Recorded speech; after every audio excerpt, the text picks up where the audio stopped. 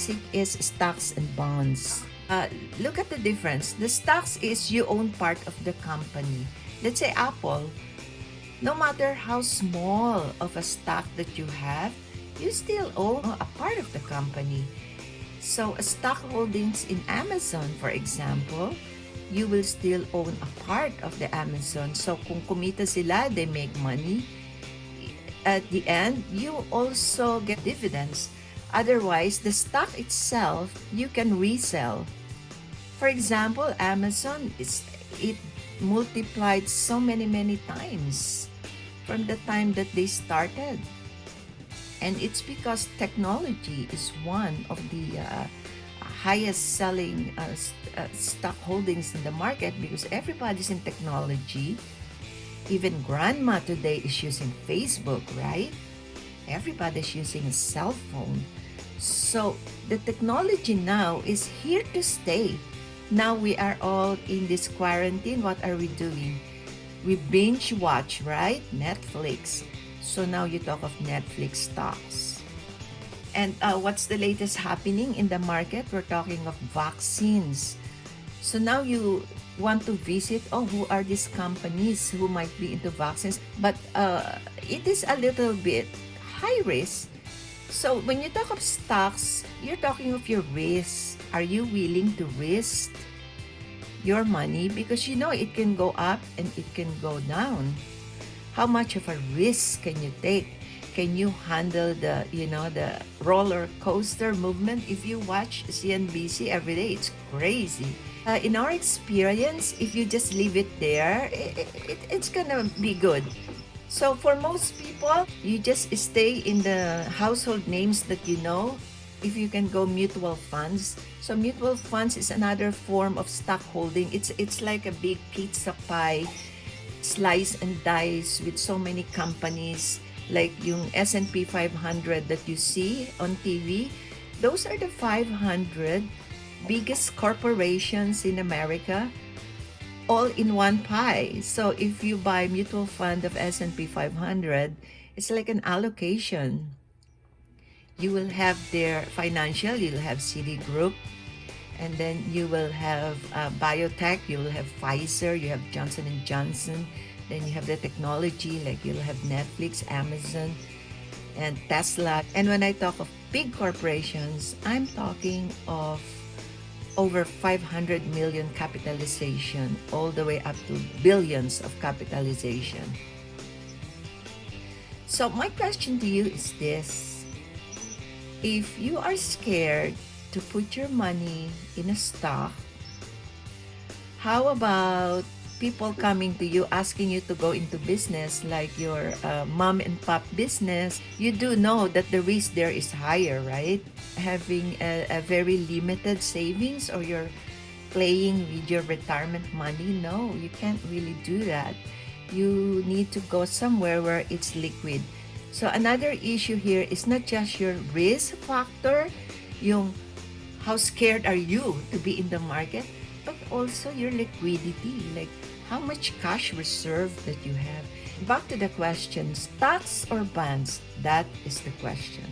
If you're in bonds, you make about 2%, 3%, 4%. Bonds can be government bonds, or what you call the high yield corporate bond. If you heard of the word high yield corporate bond, this means that you are lending your money to some big corporations. So the risk is also high. But keep in mind that when you buy stocks or bonds or even mutual funds, your money is liquid. You can get out of it. And be careful about taking the money out just like that, especially pag down yung market.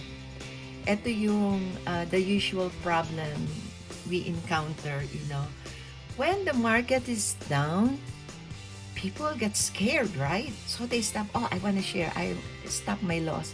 But you know what? That's the wrong time to sell. In fact, that is the time to buy. Because when the market is down, the stocks are cheap.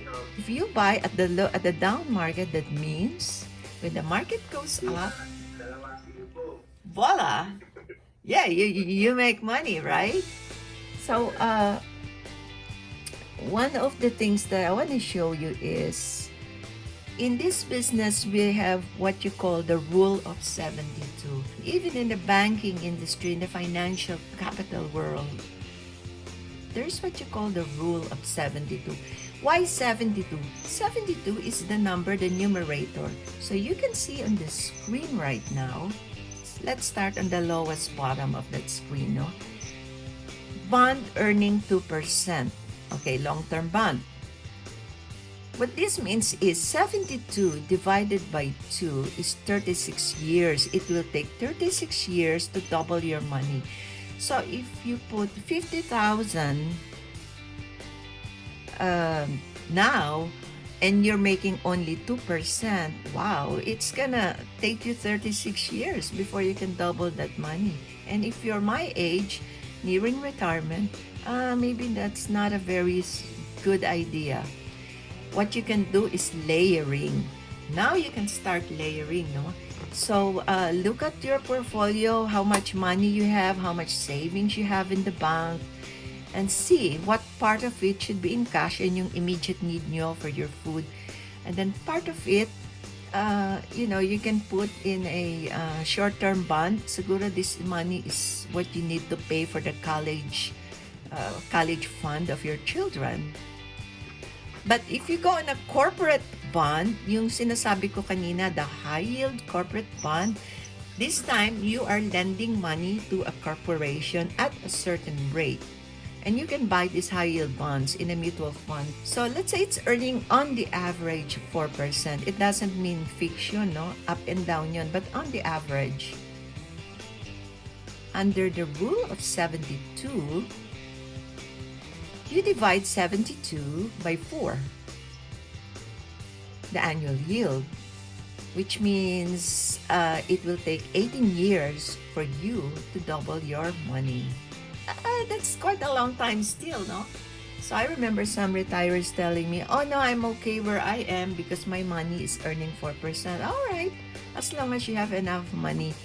And if it's earning 4%, just make sure you're spending only 4% as much as possible. So that's one of your guiding principle. In the stock market, on the average, 8% for the past 25 years. So yes, it's true, there were years, the last 10 years of the bull market, we made, there are years we made 20% in 1 year. And then nag-average kami ng 12%. So under the rule of 72, if you average 12%, that means in 6 years you doubled your money. And I'm talking of if you invested money, let's say in year 2010, assuming you put 50,000, after 6 years, in 2016, you doubled your money to 100,000. This is what the rule of 72 means. And of course, assuming you made the 12%. If you're, let's say, age 45, you seriously need to put away money elsewhere that, you can kind of speed it up. In fact, even the younger generation today, I tell them, go ahead and put money in the stock market. You know why? You are young. In 25 years, our historical earning is approximately 8%, 7 to 8%, and that's pretty good. If you're gonna sit there, just leave it there. Don't panic, When the market goes down, when you pull it out, then you lose. You're selling at a loss. So I start training my kids and, put money in the stock market. Parang piggy bank ba nila? Instead of me gifting them expensive items, you know what I give my kids at the end of the year, every Christmas? A stock fund. I give them a small cap or a large cap fund, and then I let them watch what happens with that. I encourage them. But like I said, when you deal with small companies like this, layering, you look at what you have. So typically, ang isang portfolio sa akin, if I deal with somebody who's over 50, siguro 30% I put it in some bonds. Magkakahalo na dyan yung government bonds and high yield corporate bonds. And then I put some 30% on large companies, large cap, and some technical companies, growth funds. Ito na yung mga biotech, nandiyan na yung J&J, you know. So we have a lot of those prestigious names around. So you have those two voices that you hear, no? Am I going to put my money in cash, or will I put my money in where I'm going to earn a little bit more? So, like I said, you make an allocation, you know, there are these two voices that you will hear. And it's really up to you to make that final decision. But if keep your eyes and your ears open, watch what's happening. I would suggest educate yourself. I put up on the screen now what we call the financial house. At the base of the house is the cash flow, and then meron tayong mga risk management. This is the reason people are buying insurance. You know, parang substitute earning. If you are the breadwinner of the family and you suddenly die of COVID, what happens to your family? So, nag-spike yung insurance sales actually. People are suddenly buying insurance. Sometimes it's late for others because they do not qualify. And also part of the house is the college funding, which a lot of us can relate to. A lot of our listeners are teachers and young families and who are sending their kids to college. So ito yung sinasabi ko, you can put some money in some kind of bonds that you are reserving for the college funding. But for some of my client, 15 years pass, so, you know, you have time to grow. So yeah, you can put some money in the stocks, maybe 30%, you know, in some large cap. And you can even play a little bit sa mga small cap and biotech because you have 15 years. Now also, the upper part of our house is for retirement planning. And when you talk of retirement planning, that starts not in the at the age of 50, no? Think of retirement planning as soon as you start working. Even you're only 18 years old, companies here in United States offer you 401k. Pero kayo dyan sa Philippines, hindi lahat nag-offer ng 401k, no? So, you have to start saving on your own. And this is really challenging. Put away 10 to 15% of what you earn. You sell paintings, let's say 100,000, put away 10,000 for good na for your old age.